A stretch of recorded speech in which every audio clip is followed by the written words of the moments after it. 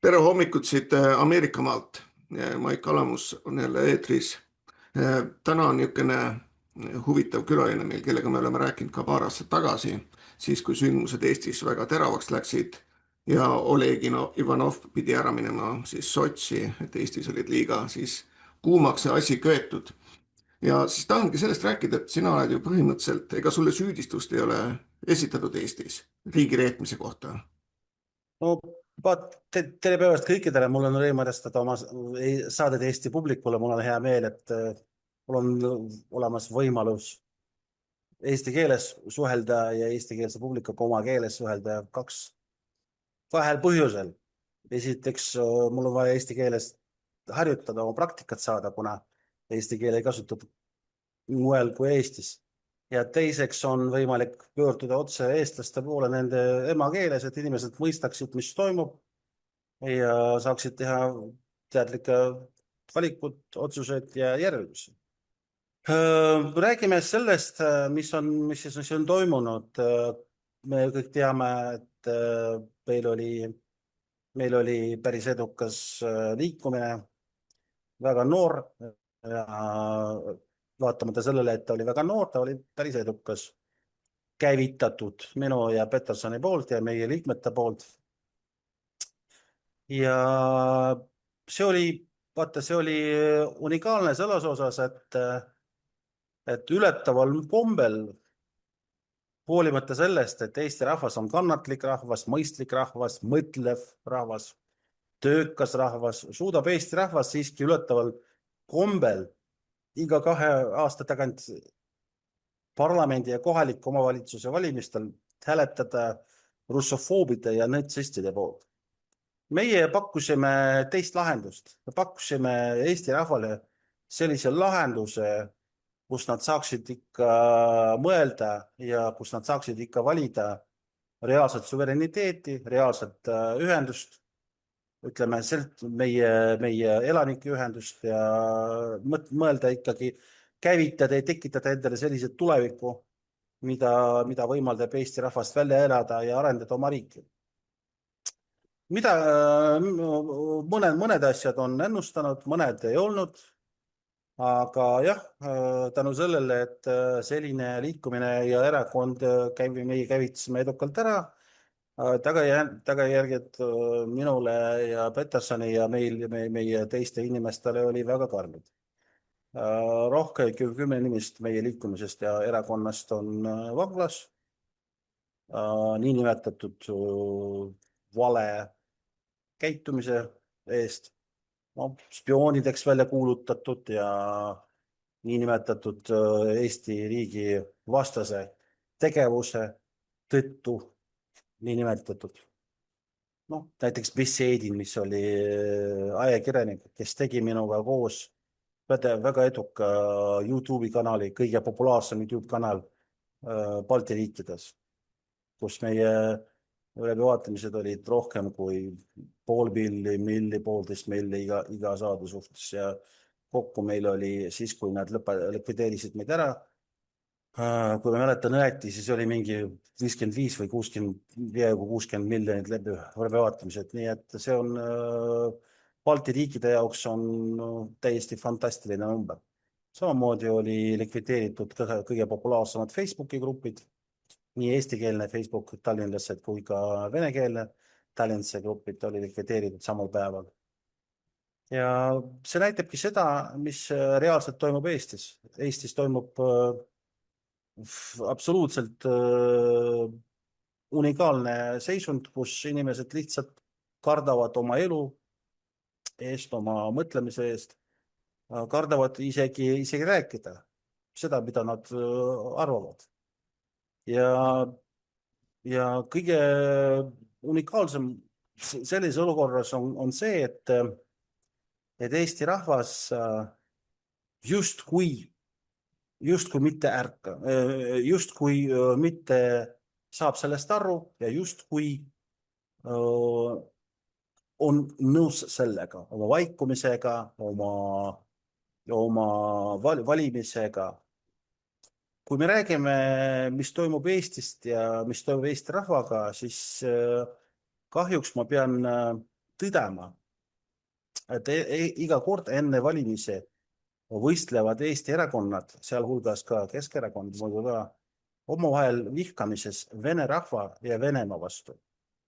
Eesti poliitilises kliimas arvatakse, et mida rohkem valimiskampaania ajal venelaste ja Venemaa vastu vihkamist näidata ja mida rohkem, mida hävitavama seisukoha Venemaa suhtes võtta, seda rohkem punkti valimiskampaanias saab teenida.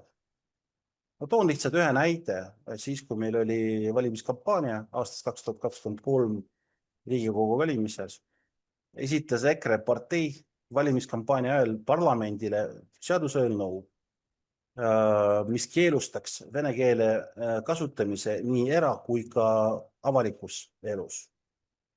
No, kõikide mõtlevate inimeste arusaamises see on puhas natsism, see on puhas riigis kodusõja tekitamine, see on puhas diskrimineerimine rahvuse alusel inimeste vastu, kellel pole Ukraina sõjaga mingit pistmist üldse. Pidage palun meeles, et mis tahes teises riigis, näiteks Ameerika ühes riikides, kui selline seadus kehtestataks mõne saadikute poolt, istuks ta järgmisel päeval juba vanglas. Vangis istuks ta sellise barbaarsuste eest, ma ütleks nii palju. Sel põhjal tekib lihtne küsimus. No vot, näiteks mul tekib lihtne küsimus. Mõned võivad minuga nõustuda, mõned võivad ütelda, et ma olen liiga karm, mõned ütlevad, et ma olen liiga agressiivne, aga mul tõesti tekib küsimus, kallid eestlased, kas te ise mõistate, et kui teie oma enamuses hääletate inimeste poolt, iga 2 aasta jooksul hääletate inimeste poolt, kes kuulutavad Venemaa vaenlaseks ja kes püüavad Venemaale strateegilist sõjalist lüüasaamist põhjustada. Kas te üldse ei saa aru, et teie kui väikese rahva esindajad mõistate end hukule? Kui Vene ja Nõukogude väed, sealhulgas Punaarmees võidelnud eestlased, sisenesid Berliini ja viisid ellu sakslaste denatsifitseerimise poliitikat, olid sakslaste lemmikfraas oma tolleaegse teo õigustamiseks see, et nad väidetavalt ei teadnud midagi aru, et nad ei saanudki midagi aru, mis on reaalselt toimunud tol ajal. Noh, kui Eesti juhtkond peaks oma eesmärgi saavutama ja kui Venemaaga tõesti suudavad Venemaaga sõja provotseerima, siis ei saa teie, eestlased, enam öelda, et ei teadnud midagi. Ei saanud toimuvatest aru ja see on lihtsalt sellepärast, et me elame praegu sellel ajal, mil tagasilöök tuleb väga kiiresti. Kui tohib, ma siin natukene segan vahele. No, nagu sa tead, Eestis on unikaalne e-valimised, kus võid nii palju hääli vahetada, kui palju sa tahad. See kestab veel nädal aega. Seda nad ei suuda kuidagi kokku lugeda, enne kui on teada, kui palju paberhääli on. 50% e-häältest, tähendab 50% üldistest häältest on siis e-hääled. See on siis pooled hääled on e-hääled. Neid ei ole võimalik auditeerida, neid ei ole võimalik mitte midagi teha. On võimalik ainult seda arvutikasti näha, see on kõige suurem asi. Sellepärast ma ütlen sulle, et ei ole mõtet nagu eestlase riiki üldistada. Väga paljud on täiesti pettunud üldse valimistes ja üldse kõiges, et kui öeldakse seal, et 100 000 inimesed hääletasid siis Kaja Kallase või Reformi poolt, siis paberhääli seal praktiliselt ei ole, kõik on e-hääled, nii et minu arvamus on see, et tegelikult Eestis üldse ei olegi valimisi. See on nii nimetatud, nagu tänapäeval tahetakse öelda, et tehisintellekt paneb paika, kes saab võimule. Neid näiteid on palju ja neid on ka tõestatud, mis siin valesti olid, eriti eelmine kord, kui oli siis 2023 Riigikogu valimised, kus Aivo Peterson sai, ma ei tea, kas see oli siis väike näpukas või kuidas see juhtus, et ta sai tegelikult ju Riigikokku valitud Jaa, ennem kui teda kinni pandi. Nii siis et kui me vaidlustasime, need niinimetatud elektroonilised hääled, tulemused ära, mulle anti 7 häälet, 7, mhm. ja Petersonile anti 20 häälet. Ja loomulikult see näitabki seda, et see elektrooniline niinimetatud elektroonilised valimised on täiesti absurdsed ja täiesti, ma ütleks, butafooria. See on ilmselge. Aga kus meie, Eesti intelligentsus on? Mul on lihtne küsimus, et kui ajakirjanikke pannakse vanglasse, kui Petersoni pannakse vanglasse, kui Peterson saab nüüd 14 aastat meie kohtuses niinimetatud spionaažide eest, mida reaalselt ei olnud. Kus meie intelligentsus on? Kus on need hääled, kus inimesed, Eesti inimesed, Vene kohalikud inimesed, kus nad kõik on? Miks keegi ei tõsta oma häält, miks keegi ei esita küsimused?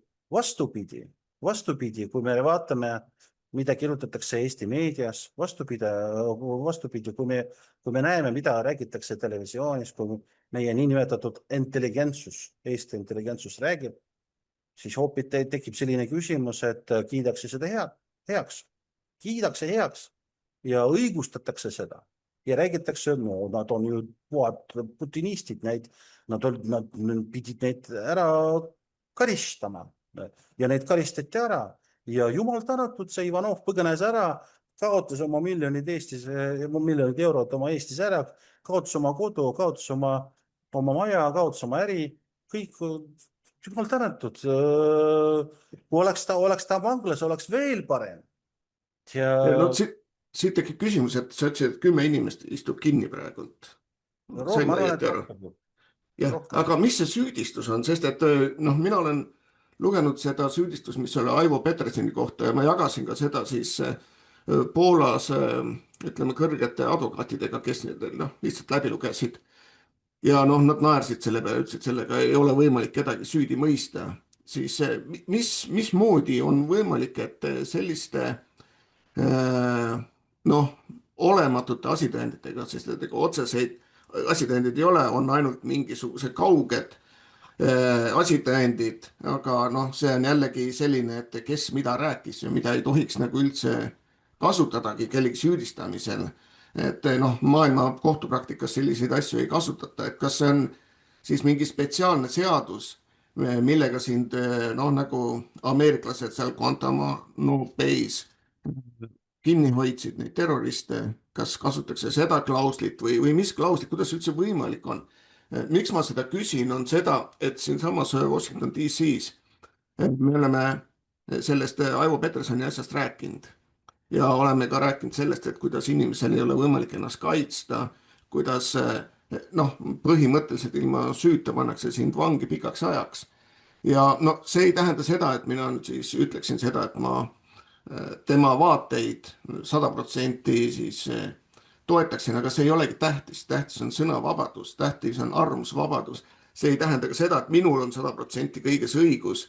Ja ka noh, lihtsalt on see, mida mina olen elus näinud ja eks Aivo samamoodi on näinud ja võin ütelda, et no minule tundub Aivo ja sina niisuguse korralike konservatiividena.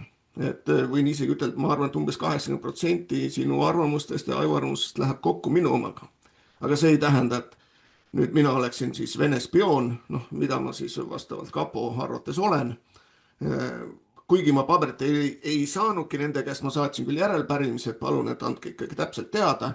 Ja siis nad ütlesid, neil ei ole kohustust tõestada, et neil on omad algoritmid, millega nemad siis võtavad selle, kes on siis Vene agent või mitte. Et ma tean, et ma käisin 15-aastasena Leningradis, et väga vabandan selle eest. Kindlasti ma 15-aastasena lõin seal kõvad kontaktid ja tegutsen siis vastavalt Putiniga. Nii et siit edasi.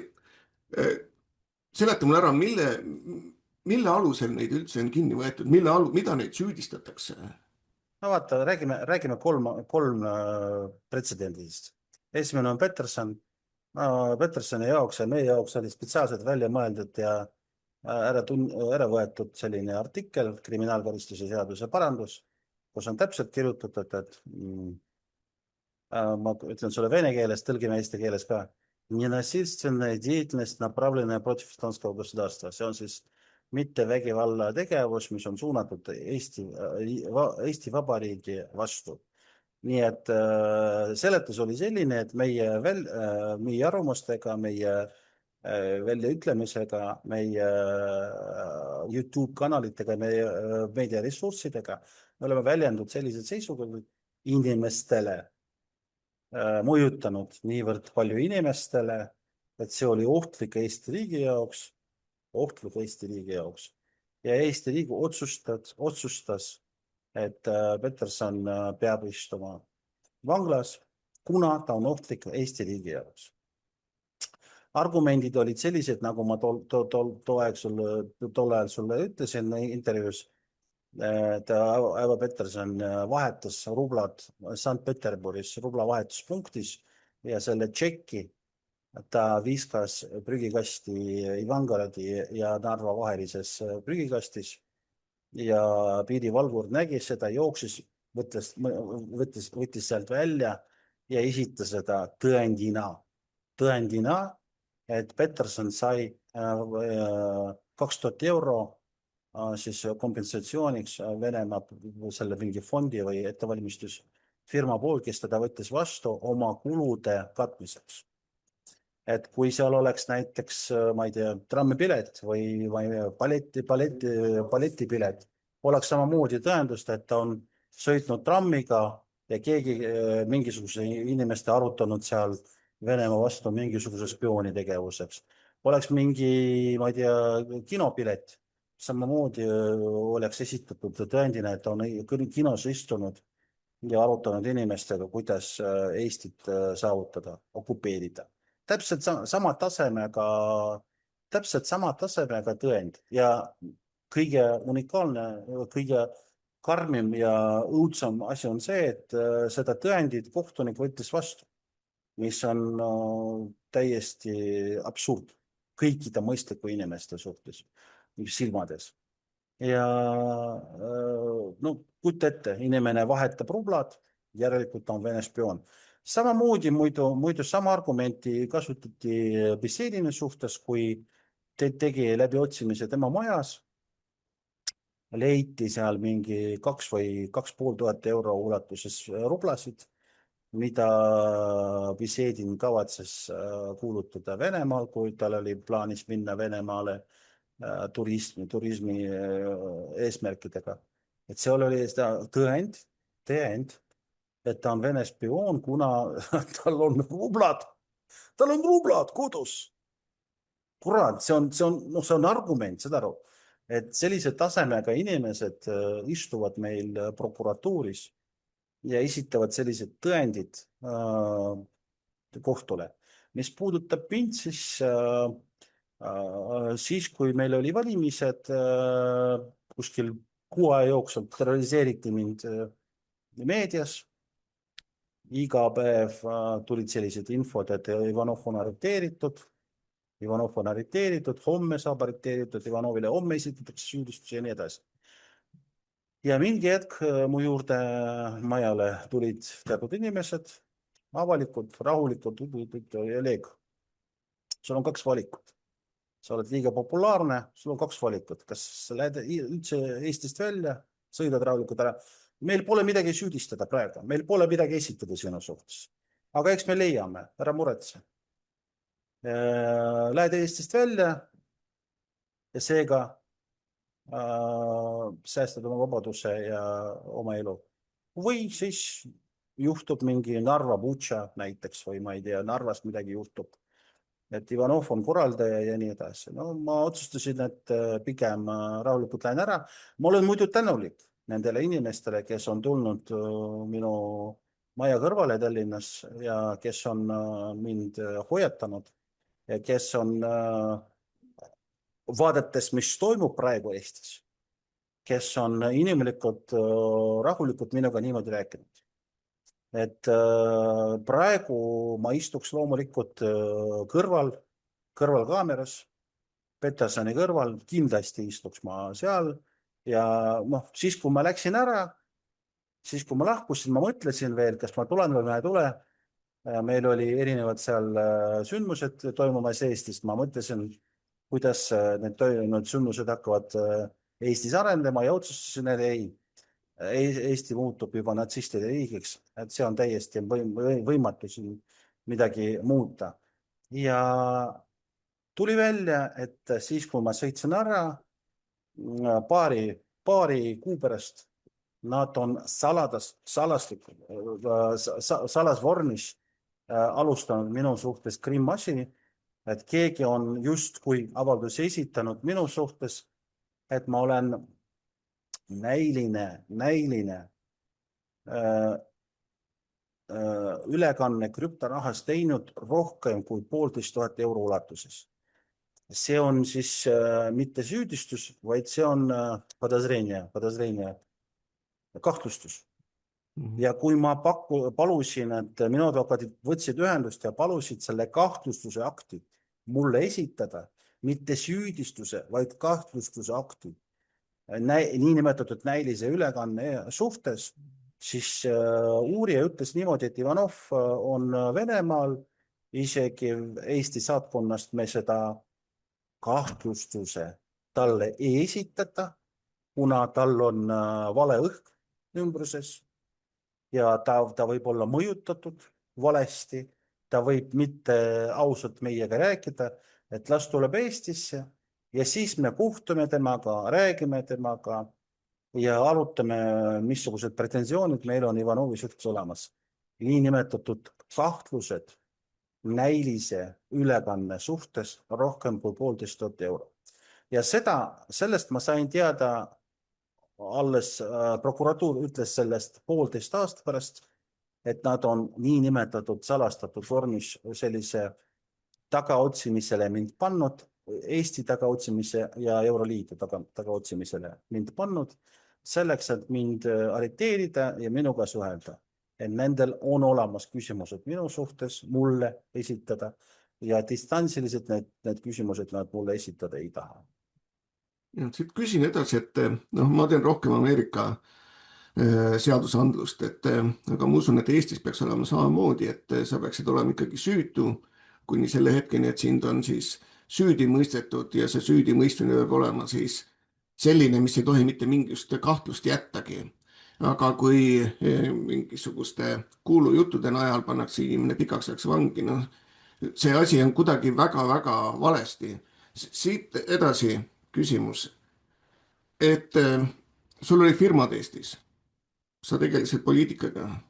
Mis on saanud su Eesti firmadest? Kõik on ära likvideeritud. Siis, kui meil oli mul oli see uus liikumise asutamise esimese 2 nädala jooksul pärast selle meie tuntud Raekoja platsi miitingut arreteeriti minu firmade arved, pangaarved, kontrolliti 2 nädala jooksul need arved ära, peatati tegevuse ja ei leidnud ühtegi kopikat Kremlist. Pärast seda arreteeriti minu isiklikud arved kõik 5 erinevates pankades. Kontrolliti samamoodi, ei leidnud ühtegi kopikat Kremli rahast. Ja loomulikult sama saatus on juhtunud minu koduga ja sama asi on juhtunud minu äriga. Mul oli päris edukas äri, ma tõin omal ajal päris palju alkoholi Armeeniast ja Valgevenest Eestisse hulgina ja müüsin 9 erinevate kettidele ja 300 väikse kauplustele ja areng oli päris hea, kuna kvaliteet oli hea ja hinnad olid head. Inimestele meeldis minu produktid ja ma mõtlesin, et ma veel suurendan seda vitriini ka. Aga kõik see oli ära murtud ja likvideeritud. Loomulikult kõik kauplusomanikud, eriti ketid loomulikult, andsid mulle teada, et nendega on võtnud ühendust ja pärast seda, kui Ukraina ja Venemaa vahel konflikt algas, siis loomulikult mingit Valgevene viinadest müügist ei olnud võimalik rääkida Eestist. Välja arvatud Viru Valge jaoks. Viru Valge müüb ja müüs kogu aeg Belugat, Russki standardi ja kõik on tore. Nemad võivad müüa. Kõik on väga ilus, väga super.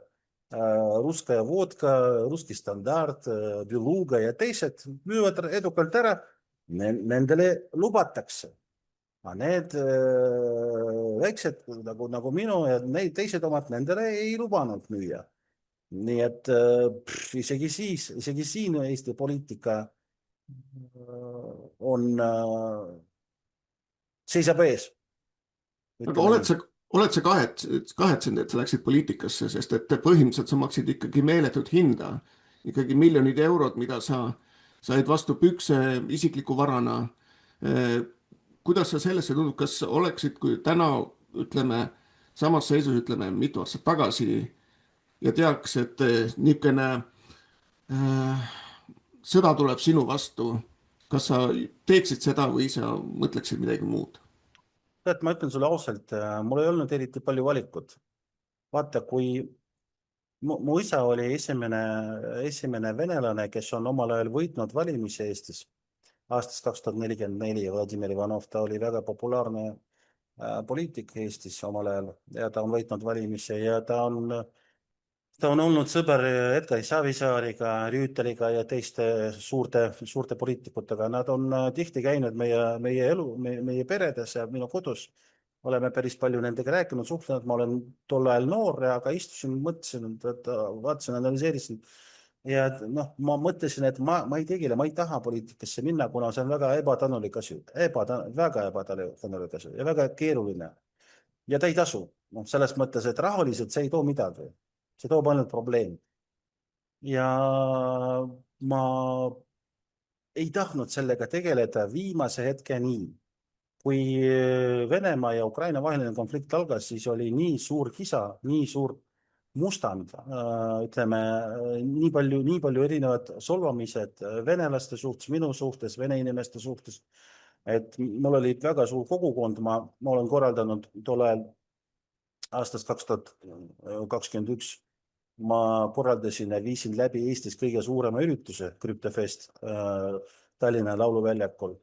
Mul oli väga suur kogukond, seal oli 8000 inimest on külastanud tol hetkel selle ürituse minu ühiskonna kogukonnast ja nad loomulikult palusid, et Oleg esita ka oma avalduse, oma mõtlemise, oma arvamuse selle kohta, ütle, mida sa sellest arvad, kuna sa oled arvamuse liider ja kuna me tahame teada, mis sa sellest arvad, et selline lärm toimub praegu siin venelaste suhtes Eestis. Ma mõtlesin ja sõitsin Narvast Tallinnasse ja esitasin oma arvamuse. See video sai väga suure populaarsuse, rohkem kui, ma ei tea, 2 pildi kokku oli läbivaatamised ja eesti keeles, vene keeles, tõlgiti eesti keelele ka seda. Ja minu ümber on väga kiiresti kasvanud nii liikumine kui erakond. See oli niivõrd kiiresti, niivõrd edukas ettevõte ja niivõrd, ütleme, inspireeriv asi inimeste jaoks, et nii palju usku sain ja nii palju inimesed on tulnud ja Peterson edistas, kutsus ka ja nii edasi, et ma ikkagi mõngi hetk ma otsustasin, et miks mitte proovida valida meie ühiskonda jaoks ikkagi teist teed. Meid tassitakse sõtta, aga meie oleme ikka inimesed, kes on mõtlemisväärsed inimesed, mõtlemisinimesed ja kes oskavad töötada, oskavad mõelda, analüüsima ja miks mitte proovida. Loomulikult ma nõudsin, et oleks väga rangelt seaduste raames. Me kohtu teel saime registreeritud oma erakonda 1,5 aasta jooksul. Me viisime läbi mitut suured üritused päris edukas ja ma ütlen sulle ausalt, mul ei olnud eriti suurt valikut, et nii kiiresti, nii ahvatlev ettevõte oli, nii inspireeriv ja nii palju inimesed seda toetanud on, et ma mõtlesin, et ja nii tuligi välja, et isegi ametlike tulemuste järgi 15 000 häält, mida meile lõppude lõpuks anti, esimese valimiste jaoks, see on, no ma arvan, et see on väga suur saavutus Eesti tingimustes. Palju nad on varastanud meie käest, keegi seda nüüd ei ole võimalik, keegi seda sulle täpselt ei ütelda, aga me saame väga hästi aru, et nii Peterson kui mina loomulikult oma minimaalse mandaadi oleme loomulikult saanud. No ametlikult nad ütlesid, et Olegile oli vaja mingi paar sotti juurde saada, Petersoni samamoodi mingi paar sotti oli vaja juurde saada. No, kõik saame väga hästi aru, et kui inimestele mulle antakse 7 elektroonilised hääled, elektroonilised hääled rahvusvahelises hääletustes ja samamoodi Petersoni 20, no saame väga hästi aru, et see oli varastamine, häälte varastamine ja isegi siis, kui meil oli see vaidlustamine valimiskomisjonil, kui ma tõin hästi suure paksu kaustat ja näitasin inimestele, et mul on rohkem kui 10 000 inimest saatnud kirja. No kontrollime neid ära. No te annate 20 hääled Petersonile 7 mulle välisriikides. No vaadake, Moskva, Sankt-Peterburg, Saksamaa, USA, Soome, Norra, Rootsi. No vaadake, kust need kirjad on tulnud. No kontrollige, see on väga lihtne. Inimesed on tulnud nii elektrooniliselt kui ka saatkonnade, on tulnud hääletama. See on niivõrd elementaarne, neid üle kontrollida. Ei tahtnud kontrollida. Nii et ma ütlen sulle ausalt, et kui sulle räägitakse mingi hetk, et sa oled koer, et sa ei tohi rääkida oma emakeeles, et mingi hetk lõigatakse üks jalg, üks käsi su käest, teine jalg, no sa ei saa seda kannatada, kuna sa oled mõtlev inimene, töökas inimene, sul on enesevääring olemas ja sa tead täpselt väga hästi, et sa oled normaalne, väärikas inimene, kes ei saa seda kannatada. Ja on olemas 2 valikut, kas proovida midagi muuta või siis lihtsalt kohe lahkuda sellest riigist ära, kuna siin puudub tulevik. Ja ma deklareerisin, algusest peale deklareerisin, et ma proovin juhul, kui ei saa, no siis lihtsalt võtan oma perekonna ära ja lahkun, kuna nagunii ei ole võimalik sellises riigis elada, kus inimestega niimoodi suheldakse. Kahjuks minu prognoosid on realiseerinud nii aastast 2014, kui Maidan algas, kui kõik need idioodid on seal Maidanis hüppanud ja oma karjudega Moskvaläku, Nägiläku ja moskvalased ära täppa. Ja kahjuks ma pean tunnistama, et 4 aasta jooksul, viimaste 4 aasta jooksul minu prognoosid on realiseerinud Eesti suhtes samamoodi. Me ju kõik praegu näeme, mis toimub Ukrainas. Ja ma räägin kogu aeg eestlased, kallid eestlased, palun pöörage tähelepanu sellele, mis praegu toimub Ukrainas. Kui te arvate, et see teid ei puuduta, siis te eksite. Sest kõik need, kes hüppasid Maidanis karjudest, me tapame moskvalased, Moskvaläku, Nägiläku. Ja kus nad on? Nad lebivad surnud maas rindel. Paljud neist ei jõudnudki rindele. Või nad põgenesid Eestisse, Lätisse, Leedu, Euroopasse ja hüppavad edasi seal samade karjatega ringi. Nii et kui Eesti rahvas lubab massiliselt oma vaikusega, oma heakskiidamisega, natsistide ja russofoobide valitsuste, ütleme, väljakuulutamise, et Eestimaa eesmärk on Venemaa sõjaline lüüa saamine, siis Eesti rahvas peab aru saama, et Eesti rahvas võtab kollektiivse vastutuse enda peale. Vot see ongi probleem. Probleem on see, et kui Eesti president on korduvalt sellest rääginud ja Eesti peaminister on korduvalt sellest rääginud, Kaja Kallast on korduvalt sellest rääginud ja kui Eesti saadikud, Eesti Riigikogu võtab sellise deklaratsiooni ära, ja tunnistab Venemaa terroristlikeks riigiks ja deklareerib, et Eesti valitsuse, Eesti riigi ülesanne on Venemaa sõjaline konflikti, sõjaline võit, järelikult nad kutsuvad endale sõtta. Ja kuidas võib sellest mitte aru saada? Ma ei saa sellest aru. Ma ei saa aru, kuidas inimesed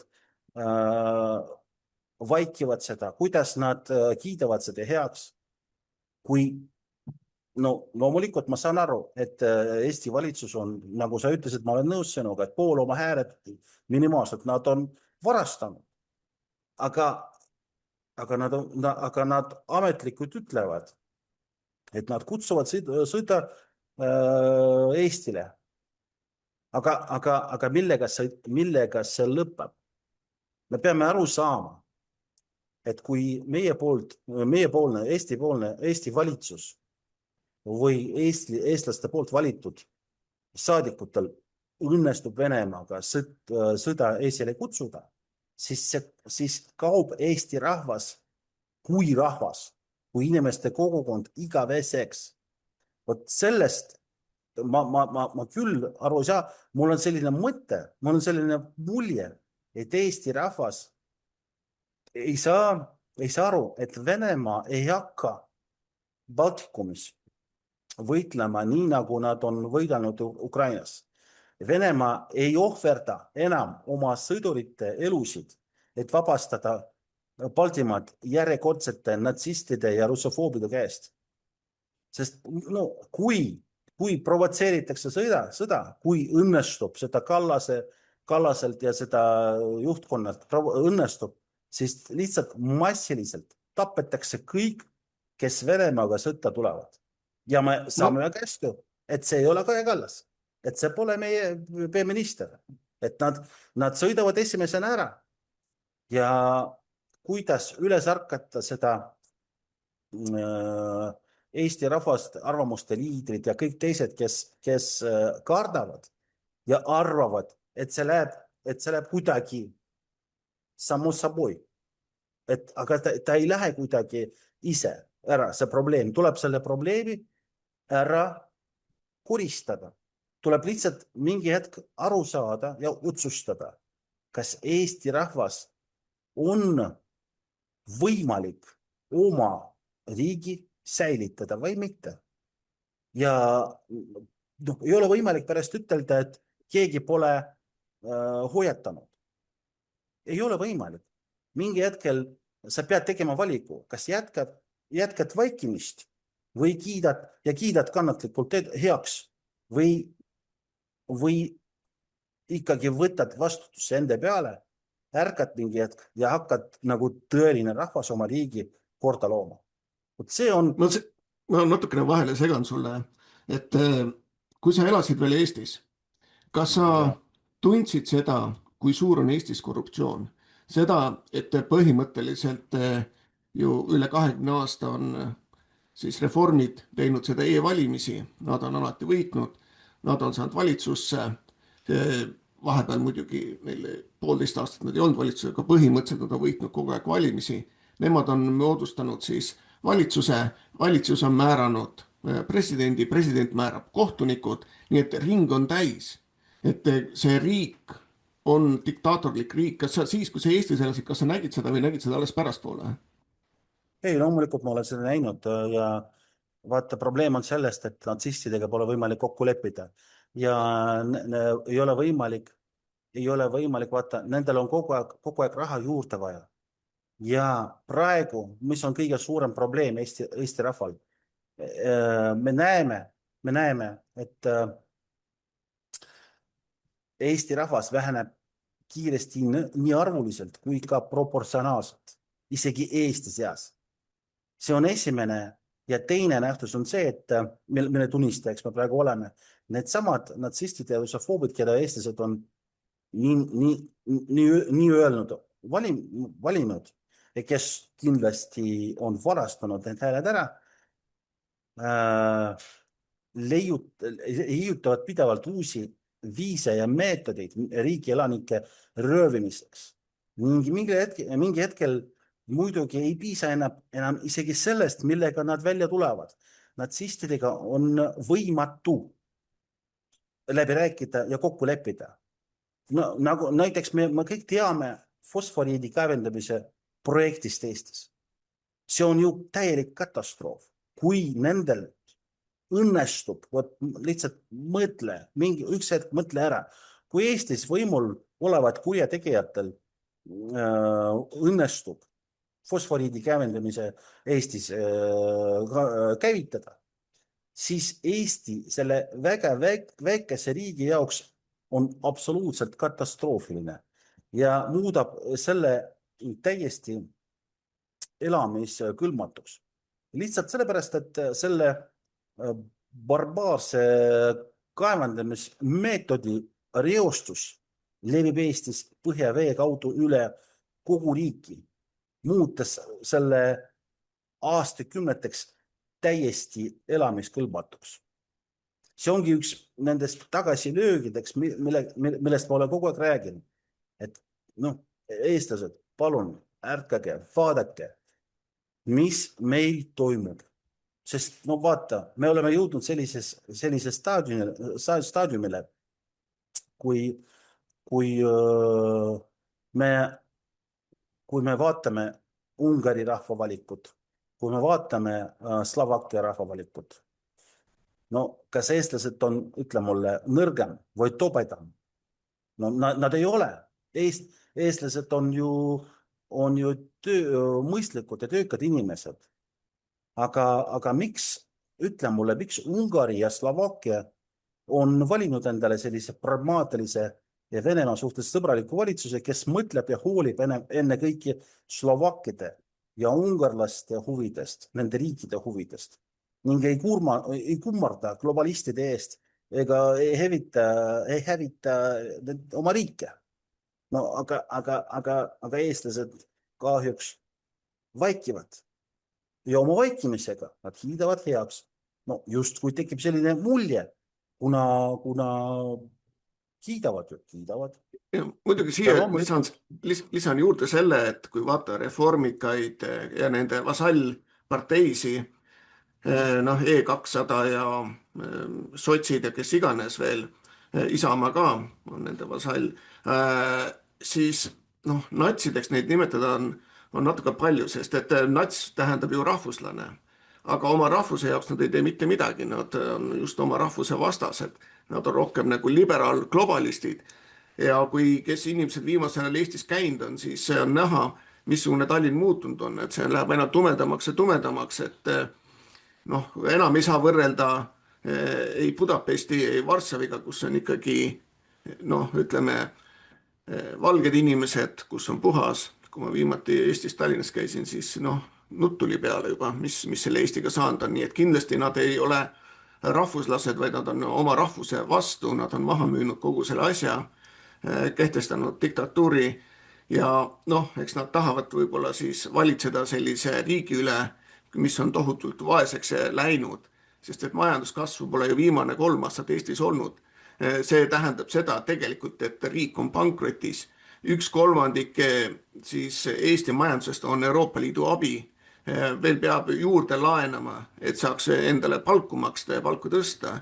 Nii et ütleme, alati on hea vaadata mikroökonoomikat makroökonoomikaga, näiteks kui sinu peres, kui raha ei tule piisavalt sisse, siis sa ei lähe ju laenama lihtsalt, et leiba osta. See ei ole jätkusuutlik.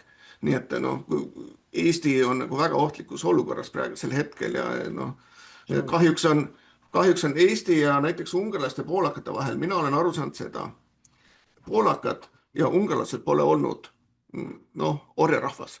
Nad on ikkagi impeeriumis, neil on oma impeerium olnud, neil on tugev rahvusluse tunne, aga eestlastel on 700 aastat orjaaega olnud. Kuigi eestlased väidetavalt on ju pea 6000 aastat ühe koha peal elanud, siis neile on tekkinud selline asi, et hoiame pea maas, äkki läheb üle. Et äkki siis see peremees annab mulle ka miskit.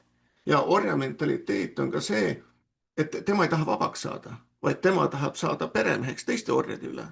Nii et see on nagu psühholoogiline asi ja eks see ongi noh, peremehe tunne on ikka väga-väga teine nii Ungaris kui Poolas, et noh, ma näiteks üks tippkohtunik, keda siis Donald Tuski valitsus, mis on liberaalne valitsus, tahtis vangi panna ja oli siis ju variant, et ta peaks riigist lahkuma, et vältida vangi minekut, siis tema ütles, et ta ennem läheb vangi oma rahva ja riigi eest, kui hakkab põgenema. nii et siin on juba noh, tõsine nagu suhtevahe, mis on noh, eestlastega, et oma riiki hoida. Aga no sellest ma saan aru ja muidugi sa ütlesid nagu Eestis, et sõnavabadusega on väga kurjad lood, et Delfi, Postimees, nad saavad ja siis noh, saavad riigi käest raha ja räägivad siis vastavalt liberaalset juttu. Ja ka Kaja Kallas nüüd just ütles, et Eesti on teisel kohal sõnavabaduselt, et kuidas sa kommenteerid seda? no vaata, kõige huvitavam on see, et me oleme jõudnud sellise faasi omale, kus saadikud valetavad ja juhtkond, Eesti juhtkond. Nad saavad aru, et nad valetavad, aga nad ikka valetavad. Need, kellele nad valetavad, saavad samamoodi, et nad valetavad. Ja valetajad saavad aru, et need, kellele nad valetavad, samamoodi saavad aru, et nad valetavad, aga ikka valetavad. Et see valetamine on muutunud elustiiliks. Täpselt samamoodi Kaja Kallas on rääkinud Venemaa suhtes, et 19 riiki on Venemaa ründanud viimase 70 aasta jooksul, 19 riiki ja nendest keegi pole ründanud Venemaad. Nii et vaata, küsimus on sellest, et elame sellises maailmas, kus raha ikka otsustab ja kui valetamine toob raha, miljardid Kaja Kallase jaoks, no ta valetab. Küsimus on sellest, et ma saan väga hästi aru, et inimestel on vaja oma peret toita. Ma saan väga hästi aru, et inimesed ei taha oma tööd kaotada. Ma saan väga hästi aru, et inimesed maksavad liisingud ja krediidid ja nii edasi. Ma saan väga hästi sellest aru. Aga ma ei saa aru, et kui sul on võimalik valimiste jooksul teist teed Eesti riigi jaoks valida ja sa hääletad ikka reformikate kasuks, natsistide kasuks, russofoobide kasuks. Ma ei saa sellest aru. Ma tean täpselt, et seadused on sellised, maailma seadused on sellised, et kui on võimalik, kui on olemas nõudlus, siis on ka pakkumine olemas. Ja mul on selline tunne, et Eestis nõudlus loob pakkumise. Kui Eestis on olemas nõudlus russofoobide ja natsistide järele, siis on ka pakkumine. Ja minu arvamus on see just see, miks parempoolsete parteide arv on niivõrd kasvanud Eestis. Just parempoolsete parteide. Inimestele valetakse ja räägitakse, et kui sa oled tõeline eestlane, siis sa pead vihkama venelasi. Ja seega sa säilitad oma rahvast ja sa säilitad oma riikist. Aga elu näitab hoopis teistmoodi. Elu näitab, et momendil, pane tähele, et see, mis toimub Iraani ja USA Ühendriikide vahel, see, ütleme, energiahindade tõustes jaotab Venemaa oma gaasinaftavoogusid ümber Kesk-Aasia riikidele. Need, mis olid seal viimased säilinud veel Euroopa jaoks, isegi need võetakse välja ja saadetakse Kesk-Aasiasse. Ja samal ajal, kui Venemaa võtab ülejäänud vood Euroopast, välja arvutud Serbia, Bulgaaria, Slovakkia, Tšehhi ja Ungari. Need jätkavad normaalset elu. Ja tahan vahele nagu segada seda, et me räägime geopoliitikast saate teises osas, praegu on esimene osa, et tahaks Eesti koha pealt ikkagi veel sinu arvamusi saada. Ütleme, kui vaadata Eestit viimane 30 aastat, kus on valitsus ja meedia teinud siis minu jaoks on see marksistlik. Marksistlik on siis konfliktiteooria, et sul peab olema must ja valge, et muidu sa ei ole olemas. Ja noh, kui mina vaatan oma tutvusringkonda, kus on palju vene inimesi, eesti venelasi, siis ma ei näe küll kunagi sellist, pole näinud tülitsemist või rahvuse koha pealt, aga meedia on just seda kogu aeg kedranud ja kedranud. Aga ja võib-olla väljaspool jääbki tunne, et eestlased vihkavad venelasi, aga ma ei usu seda isiklikult. Eriti neid, kes räägivad eesti keelt ja nagu sina räägid väga hästi eesti keelt. Et eesti keel on üks maailma raskemaid keeli, siin ei ole mingi saladus. Noh, siin Ameerikas, kui sa räägid, kuidas eesti keel on üles ehitatud, siis hoitakse pead kinni, et võrreldakse hiina keelega. Et see täpselt midagi ei ole. Kas sa arvad, et see on meelega tehtud, see vastandamine, see Karl Marxi teooria, et näed, et meil on sul võib alati olema ju vaenlane keegi. Kas töölistel on siis see vabrikuomanik on vaenlane, eestlastel peab olema venelane, et näidata näpuga, näed, et kui midagi kehvasti on, näed, nemad on süüdi, mitte meie. Mis sa arvad sellest? Vaata, minu kogemus ja minu praktika näitab hoopis teistmoodi. Ma töötasin väga palju eestlastega. Ma töötasin sadamas, tegin väga eduka ja kiire karjääri. Ma olin üksinda, üks venelane administratsioonis, ülejäänud oli eestlased. Ma töötasin Eesti kollektiivides, krüptoraha kogukonnas, ma olin üks venelane Eesti kollektiivis. Mul on hästi palju eestlaste vahel sõpru jäänud ja ma suhtlen siiamaani eestlastega. Ma olen töötanud erinevate rahvustega ja ma olen täiesti veendunud, et küsimus ei ole rahvusest, küsimus on mõistmises.